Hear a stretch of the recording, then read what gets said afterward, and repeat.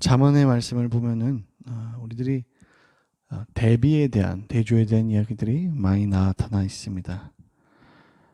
오늘 본문은 악인과 의인에 대해서 대조하고 대비합니다. 악인은 수고하지 않은 재물을 바라고 반면 의인은 선한 말의 열매를 맺으며 늘 부지런히 수고하고 합당한 열매를 맺습니다. 지혜는 어떤 지식이 많은 것을 말하지 않고요. 그 지식을 살아낸다라는 것이 바로 지혜라고 이야기할 수 있습니다. 특별히 의인, 지혜 있는 자에 대해서 말할 때에 삶에 대해서 강조하고 있습니다. 잠언 곳곳에서 그 얘기를 하고 있고 또한 성경 전체에서 정말 지혜 있는 것은 무엇인가? 여호와를 경외하고 하나님의 그 뜻 가운데 걸어가며 살아가는 것이죠. 그러니까 결국은 아는 것으로 그치지 않고 그 삶으로 보여주는 것을 얘기하고 있습니다. 지혜로운 사람은 선한 사람, 말을 조심하고 부지런한 사람이라고 오늘 본문은 얘기하고 있고요. 정직하게 일하고 일한 만큼 소득을 바라는 사람이라고 말합니다. 그렇기 때문에 정직하고 정의롭게 사는 것이 바로 지혜라고 얘기하죠. 의로운 사람은 칭찬받고요. 악한 사람은 벌을 받는 것이 하나님 나라의 구조고 하나님 나라는 정의와 공의가 넘치는 나라입니다. 그런데 우리들이 의아한 점이 있습니다. 분명히 하나님께서 성경에서 곳곳에서 얘기하는 게 뭐냐면은 의인은 정말 하나님의 뜻 가운데에 아름다운 것으로 인도할 거고 악인은 분명히 멸망의 길로 얘기한다 그러는데 이게 여러분들이 살아가는 이 세상을 봤을 때 그런 것 같아 보이시나요? 아니면 좀 반대인 것 같나요? 반대의 경우가 굉장히 많다는 것을 우리들이 느껴집니다. 아니 어떻게 저 사람들이 저렇게 잘 될까라는 부분도 있을 거고요. 말도 안 되는 일들이 뭐 너무나도 많이 벌어지고 있습니다. 악인이 잘 되는 경우 너무 많이 보는 거죠. 성경에서는 이것을 보면서 뭐라고 얘기하냐면은 단지 일시적인 이야기다. 일시적인 얘기일 뿐이다라고 말하고 있습니다. 풀은 마르고 꽃은 시들어도요. 하나님의 말씀은 영원하다라고 얘기하는 거죠. 이스라엘 억압했고 끊임없이 억누르고 노예로 잡아갔었던 아수르나 바벨론. 지금 그 나라가 어디 있는지 우리들은 알지도 못합니다. 그렇게 알렉산더의 거대했던 헬라 제국도 또한 예수님 시대의 로마도 지금은 흔적조차 없습니다. 언제 있었는지조차 모를 정도로 지금은 보이지 않는 거죠.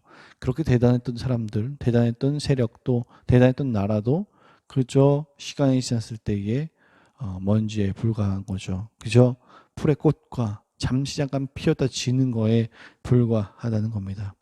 그렇게 우리는 완전한 정의이신 하나님을 믿으면서 살아가야 함이 분명히 필요하다는 것을 깨달아야 되는 거죠. 이 땅을 우리들이 살아가지만 그리스도인으로서 살아가는 자세, 하나님의 정의와 공의가 가득한 이 나라인 것을 기억하면서 하루하루를 살아가는 그것이 필요하다는 거죠. 그게 바로 의인의 자세고 그게 그리스도인의 자세라는 것을 우리들에게 얘기하고 있습니다. 그 길은 구절의 말씀처럼 이렇게 얘기하죠. 의인의 빛은 환하게 빛나고 악인의 등불은 꺼지느니라. 환하게 비추는 길로 하나님께서 인도하신다라고 얘기합니다. 우리는 하나님을 경외하는 사람들이죠. 하나님의 공의를 믿고 정의롭고 의로운 선택을 날마다 합니다. 우리가 살아가는 이 땅이 비록 부조리한 일들이 일어나지만 그것이 전부가 아님을 여러분 반드시 기억해야 합니다. 그리고 또한 공의로운 통치를 믿고 정의하게 정직하게 말하고 정의롭게 살아가며 믿음으로써 살아가는 것이 우리들에게 필요하다라는 거죠. 그리고 우리들이 또 기억해야 될 것은 오늘 본문이 얘기했던 것처럼 불의한 소득을 바라지 않고 부지런히 일해야 된다는 것도 말하고 있습니다. 하나님이 만드신 세상은 부당하게 모은 재산은 사라질 것이고요. 불의한 소득은 하나님이 원치 않으신다라고 얘기합니다. 그것은 그저 망령되이 얻은 재물일 뿐입니다. 11절입니다. 망령되이 얻은 재물은 줄어가고 손으로 모은 것은 늘어가느니라. 하나님을 경외하는 사람은요, 정정당당하게 제 몫을 얻습니다. 또한 열심히 일한 사람이 제값을 받을 수 있게 사회에도 관심을 갖는 일이 우리들에게도 필요할 것입니다. 오늘 우리는 이 땅을 살아가면서 반드시 기억해야 합니다. 지혜로운 자라면요, 하나님을 정말 경외하고 하나님을 바라보는 믿음의 사람이라면은 세상에서 살아가지만 세상처럼 살아가지 않습니다. 세상의 방법대로 살아가지 않고 하나님이 주시는 그 소망으로 이 땅을 하나님께서 정의와 공의가 넘치게 하는 나라를 만드시기를 원하시는 그 믿음을 가지고 우리가 그것을 이루기 위해 주님께서 이루신 그것에 마침표를 찍기 위해서 오늘도 한 걸음을 내딛는 거죠.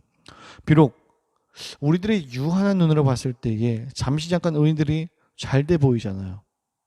너무 괜찮아 보여서 나도 저거 저렇게 하면 어떨까라고 고민할 때에 성경은 그 길이 아니야 라고 단호하게 이야기한다는 것을 여러분 기억하시기 바랍니다.